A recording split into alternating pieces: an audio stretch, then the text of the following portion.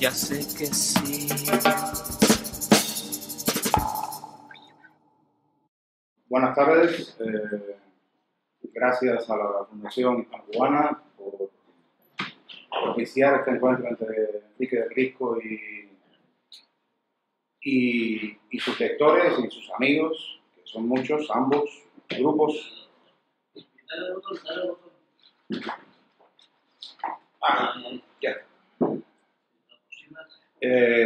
Gracias a Enrique.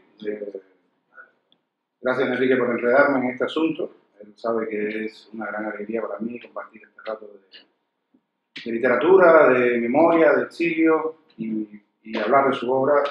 Bueno, un gran placer, una gran alegría estar aquí. Gracias a todos ustedes por estar, son muchos aquí hoy. Y bueno, creo que lo que voy a hacer es leer un breve texto, comentarlo. Enrique comentará o presentará como tal el libro y después les indico que emitan alguna vibración hacia acá para que establezcan, será fácil establecer un diálogo con Enrique, que lo aprovechen porque, bueno, tienen oportunidad de capturar a este nuevayorquino ahora, así que aprovechen. Enrique del Risco Arrocha, habanero del 67, año designado en Cuba como el del Vietnam heroico, y en el que, a la par de que se crea el Instituto del Libro, Cuba se retira de todas las convenciones internacionales de los derechos de autor. Todos los lectores de Jean-François Revel saben que hay tres categorías que se repiten, cuatro, según su esquema, que se repiten en todas las sociedades, de todos los regímenes totalitarios. Una, ignorancia voluntaria de los hechos. Dos, capacidad para vivir inmersos en la contradicción respecto a sus propios principios. Una tercera, negativa a analizar sus propios fracasos. Y una cuarta, el rechazo al progreso. Este hecho en el gremio de los libros, elijan ustedes cuál de estas o cuáles de estas se encajan en este tema. También es el año del 67 del premio Gaza a dos viejos pánicos de Virgilio Piñera, es el año de Celestino antes del alba, es el año de Donde son los cantantes que se publican en Francia, y después del premio, la batalla editorial y otros cuentos, es también el momento en el que se publica Tres tristes tigres de Gabriel Infante. Es el año en el que el Departamento de Filosofía de la Universidad de La Habana lanza la revista Pensamiento Crítico, impulsada entre otros por Jesús Díaz, quien fuera 28 años después también el fundador, junto a Pío Serrano, a Felipe Lázaro y a Anabel Rodríguez, de Encuentro de la Cultura Cubana, en cuya redacción, en el 96 o así, pues nos enzarzábamos Enrique y yo en habladurías interminables y más bien herméticas. Dejo atrás el 67 y el 96 y me concentro en lo habanero. Y lo voy a hacer desde un recuerdo casi infantil. Coleccioné, entre otras minucias, cromos de jugadores de béisbol de las grandes ligas, las que llamamos cariñosamente postalitas. Heredé una colección y la tripliqué encontrando por el vedado una clase de coleccionistas como yo. Visité patios, solares y portales extraños. Llevaba el puñado que estaba dispuesto a intercambiar y mi ávido contrincante, que podía ser de cualquier edad y condición mental, me ofrecía el suyo. Así observé una fauna altamente curiosa, la de los coleccionistas, la de los tipos que anotaban en libretas y libretas unas interminables listas que a veces eran estadísticas de béisbol o partidas de ajedrez o todo lo que sabían del río Limpopo. Esa estirpe de frikis habaneros. No me refiero a la tribu urbana de los rockeros, que tiene toda mi simpatía por su altivez, resistencia y sus corrosivas humoradas, de la que son dignísimos representantes actuales los punkis de porno para Ricardo. Me refiero a los freaks, a los fenómenos, a tipos estrafalarios que en La Habana, en rincones destartalados de La Habana, han coleccionado en papeles astrosos los vestigios de una vida diversa, heterogénea, llena de sucesos, de nombres, de cifras y proezas de otro tiempo y casi de otro mundo. Ellos, los coleccionistas de datos, me impresionaron, me comunicaron una obsesión y una alegría. Se podían coleccionar las historias, se podían salvar de la aplanadora. Creo que Enrique sabe a qué tipo de habanero me refiero, de qué obsesión y de qué alegría hablo. que suceden en un pueblo muy novelero, con escasa memoria y con una ética más bien resbalosa.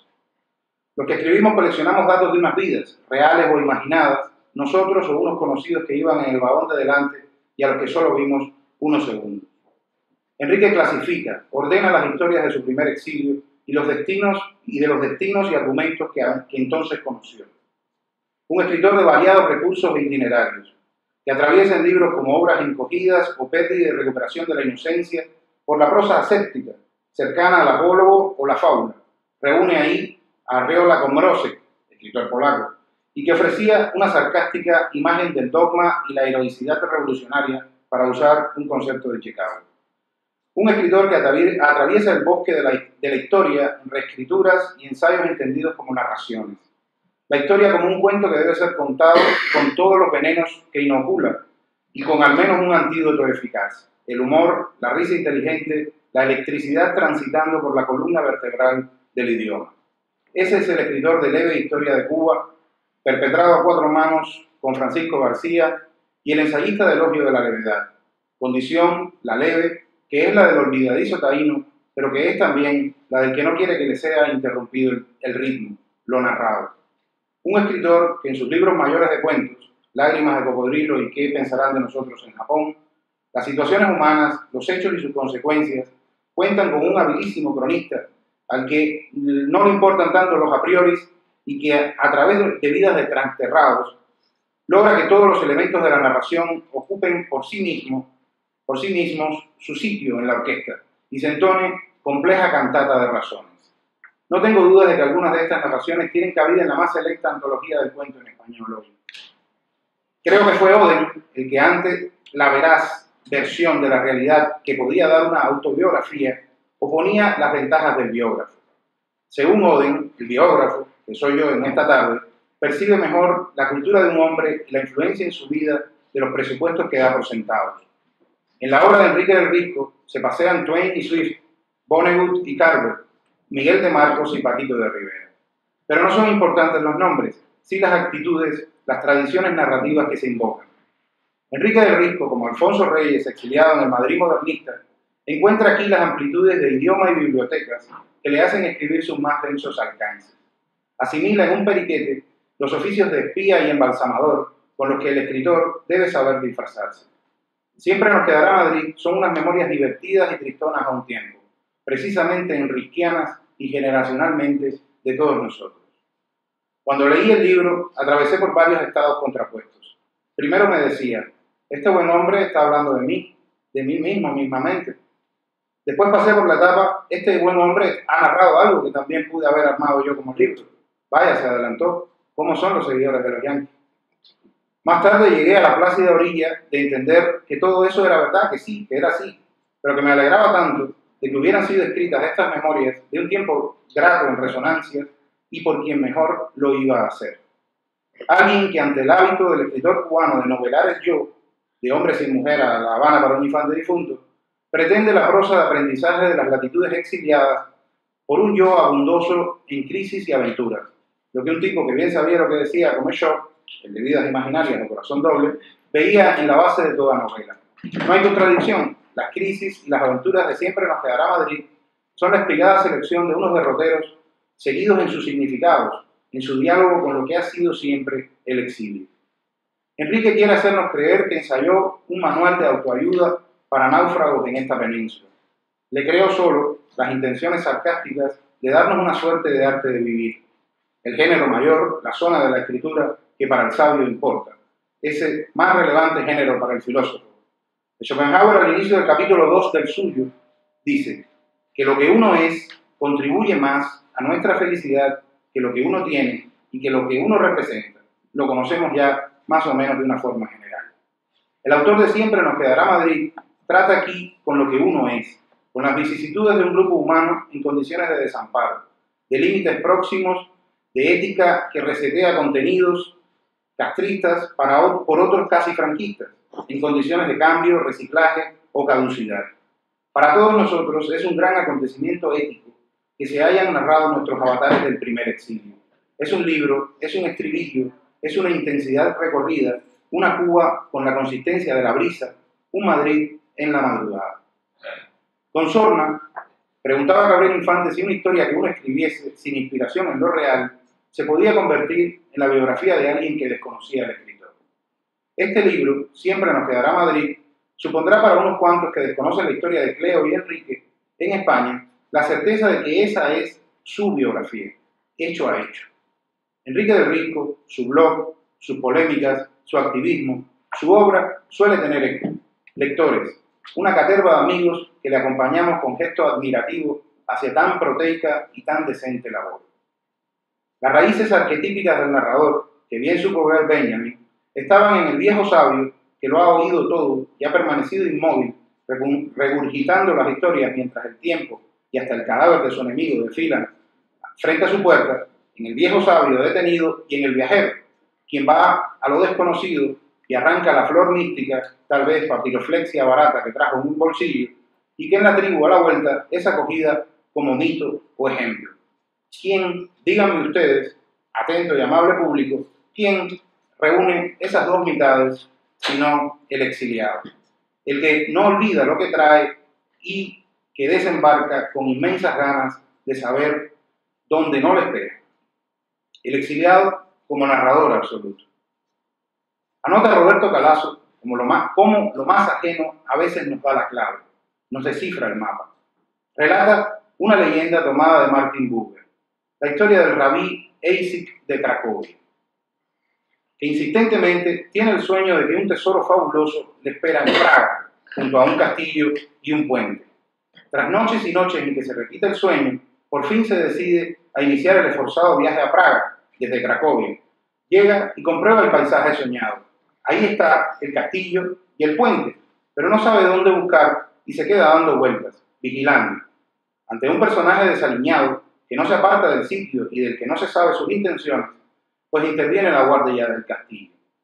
El capitán, sospechando, se le acerca y pregunta qué le hace estar deambulando por allí. Eisik, sumiso, le cuenta de su sueño y que le ha traído hasta el castillo y el puente. El capitán suelta una carcajada y le menciona que él también ha tenido un sueño.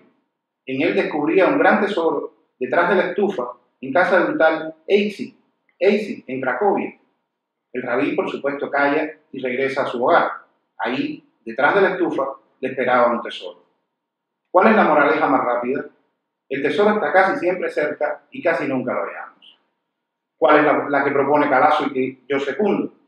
La solución al enigma, la explicación del mapa del tesoro, suele darla un extranjero, un desconocido, que además ignora que en ese momento nos está iluminando. Sepan que no he dejado de hablar del prodigioso repertorio de encuentros que es la obra de Enrique del Risco. Sepan que no he dejado de agradecer el mapa del tesoro que para unos cuantos atentos lectores significa Siempre nos quedará Madrid. Muchas gracias, Enrique del Risco.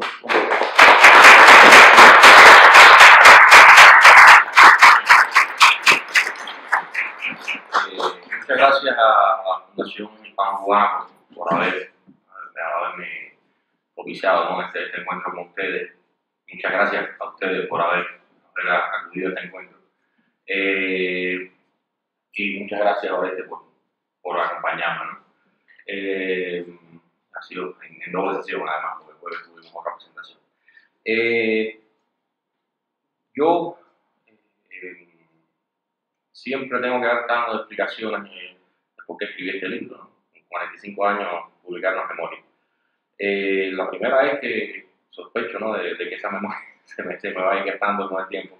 Y lo segundo, que más que memoria, es decir, más que recuerdo de mi propia vida, es poder apreciar un instante que yo de algún modo puedo definir, dar por terminado, que sea falsamente. Y pienso en el acto de recordar como un intento de dar sentido, como un equivalente al acto de la búsqueda de sentido en la vida, algo tan sencillo como eso, o tan complicado. Y es un intento ilusorio y escurridizo, pero de toda mi vida yo creo que uno de los momentos más definidos es ese, ¿no? Porque cuando nací no me acuerdo bien, y cuando me fui de Cuba, por ejemplo, sí me acuerdo bien, ¿no? Por ahí hay una desbalance, mientras que en mi estancia en Madrid, que tampoco fue muy larga, lo recuerdo todo. todo y más. Y eso fue lo que me sorprendió al empezar a escribir este libro, ¿no? Cómo intentar recordar iba produciendo más memoria. No recordaba tanto al principio cuando empecé a escribir el libro como cuando lo terminé, ¿no? Y hay una cosa que me estaba llamando la atención en la presentación de Oreste, intentar conectar, ¿no?, este libro con los anteriores. Me ha pasado, es decir, tengo dos libros relacionados con la levedad, el odio de la levedad y de la historia de Cuba, y era un intento de eso, de vaciar una historia colectiva, como es la historia de Cuba. Y en este caso es lo contrario, rellenar un vacío. El vacío ocupado, ¿no?, por la historia pequeña de nosotros. Cuando digo nosotros, digo yo y unas cuantas gentes más que nos encontramos en el año 95 en una ciudad que era un universo para nosotros, un universo nuevo. Y yo siempre lo comparo con el acto de nacer. No sé, a mí siempre que pienso en Cuba, pienso un poco como la vida en una incubadora, ¿no? Uno está vivo, uno respira, pero uno de conocer cosas se desconoce hasta sí mismo, ¿no? Y nada más revelador, ¿no?, sobre uno mismo que encontrarse con otra realidad. Y quiero empezar mi lectura de los fragmentos que voy a leer justamente por un momento, un descubrimiento de esa vida cubana que logré justamente en el enfrentamiento a la vida española. Y ese descubrimiento es más o menos que nosotros carecíamos de tradición, éramos gente sin tradición, sin pasado, ¿no? Entonces, este capítulo se llama De cómo descubrimos la Concha. Una de las más frecuentes causas del insomnio nativo ante la presencia de inmigrantes es la amenaza que la importación de tradiciones representa para los usos locales. En ese aspecto, la pequeña tribu que empezaba a reunirse en la Buhardilla de León III ofrecía muy poco peligro. En cuestión de hábitos no era mucho lo que podíamos importar. No solo habíamos crecido de espaldas a la religión de nuestros padres y abuelos, de la que ellos habían asegurado como parte de su proceso de entrega espiritual a la revolución. Todos los hábitos asociados a la antigua fe habían desaparecido como parte de los daños colaterales del nuevo fervor nacional. Casi ninguno de nosotros estaba bautizado, y celebraciones como la Navidad, el Día de Reyes, la Semana Santa o la Noche de San Juan apenas se conservaban en la memoria intermitente de nuestros abuelos. En esta parte de afuera del mundo conozco a muchos para quienes la alegría forzosa de la Navidad resulta una abominación. A mí mismo no me atrae especialmente ahora que la excitación de mis hijos la ha convertido en obligatoria. Pero prefiero rendirme ante hacerle resistencia. No obstante, para aquellos que se sientan abrumados por el frenesí de la compra y los villancicos interminables en la radio, hay una solución radical, aunque difícil de llevar a cabo. En época de Navidad viajen a los días de mi infancia, a ese tiempo en que mis oídos nunca se vieron hollados por un villancico. Y si no pueden viajar a ese tiempo, al menos imagínense.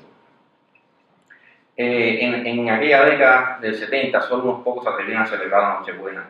Consumir carne de cerdo y cerveza la noche del 24 de diciembre era un modo de señalarse ante el vecindario, un desafío, proclamar que no se estaba integrado. Integrado. Esa era la palabra que se usaba en aquellos días. Integrado significaba pertenecer a las organizaciones oficiales básicas, asistir a reuniones y a los llamados al trabajo voluntario en la ciudad y en el campo, ser parte de la milicia, cumplir turnos de vigilancia nocturna y un inmenso y laborioso conjunto de obligaciones encaminadas a demostrar su entrega en cuerpo, pero sobre todo en alma a la revolución. Esa madre celosa que no toleraba fidelidades compartidas, y menos con Dios. Integrado. En puridad no se aplicaba a los apasionados de la nueva fe, sino a los que se limitaban a observar los rituales para dejar toda sospecha de herejía. No estar integrado suponía quedar fuera del juego, resignarse a estar bajo observación el resto de la vida, renunciar a ascensos y reducir posibilidades universitarias de los hijos a las pocas carreras que podían aceptar estudiantes que no compartieran una concepción científica del mundo. Ser basado en 24 de diciembre parecía incapacitarte de por vida a entender la teoría de la evolución de las especies, aceptar la lucha de clases como eje y motor de la historia, comprender los principios de la brujería. A quien quiera que hubiera decidido castigar a los que celebraban la Navidad no le faltaba razón. Comer cerdo asado en la víspera del cumpleaños del Hijo de Dios no podía ser un gesto inocente cuando había tanto en juego. Por poca relación lógica que se puede encontrar entre la carne del cuerpo y el nacimiento de Cristo, aquellos que festejaban la Nochebuena en los 70 cubanos estaban más cerca del cristianismo minoritario y clandestino de los orígenes que el resto de sus contemporáneos occidentales. Y a falta de leones, ahí estaban los policías y los chivatos que en cada manzana remedaban la omnipresencia de Dios. No fue hasta finales de la década siguiente que la gente en la isla comenzó masivamente a girar los ojos hacia Dios o en su defecto sus franquicias terrenales. Cuando 3 años después de mi partida de Cuba oficialmente levantaron su prohibición, hacía tiempo que la Nochebuena se celebraba en todas partes sin la discreción de antaño. Para mí ese retorno místico y ritual había llegado demasiado tarde. Mi conexión con la fe, el plug que me enchufaba con la divinidad, había quedado definitivamente jodido. Tras mis primeros 20 años ateos, me sentí incapacitado para enchufarme con él. Aún así, me forcé a cumplir ciertas ceremonias como gesto de desafío, una manera de desertar de la corte de los revolucionarios y hasta de los integrados. La celebración de la Nochebuena fue para mí la de la pérdida de la fe en la revolución, quiero decir, que me acompañaba desde niño. Bien, aquí salto la primera celebración y voy a la segunda. Con ese sentido de la oportunidad tan típico de mi familia, empezamos a celebrar la Nochebuena en la peor época posible. Conseguir carne de puerco había pasado de ser una empresa difícil a quimera pura. En una de aquellas primeras ocasiones, mi padre no encontró otra cosa que llevar a banquete navideño que justillas. Para los que no estén familiarizados con la fauna caribeña, una justilla es un roedor salvaje con el tamaño y el aspecto de una ardilla, aunque con un pelaje más escaso y oscuro, y una cola desnuda y fina. Dicho de otra manera, es lo más parecido a una rata grande y atlética. Las que trajo mi padre aquella Nochebuena ni siquiera tenían buen sabor. Por ganas que uno tenga de reconectarse con las tradiciones familiares o con el Supremo Creador, el plato principal de Nochebuena no debe tener ese dejo silvestre de un roedor cazado en una ciénaga. La cena para celebrar el nacimiento de nuestro Señor debe saber mejor que el resto de la vida. Las Nochebuenas siguientes fueron mucho mejores. Nos reuníamos en casa de los abuelos y comíamos como Dios manda. Menú sagrado, arroz blanco, frijoles negros, cerdo asado y yuca hervida. El vino no era bueno. Y lo hacía yo mismo y sabía a vino de justilla. Después, otro momento, es una palabra que se ha repetido mucho en la presentación que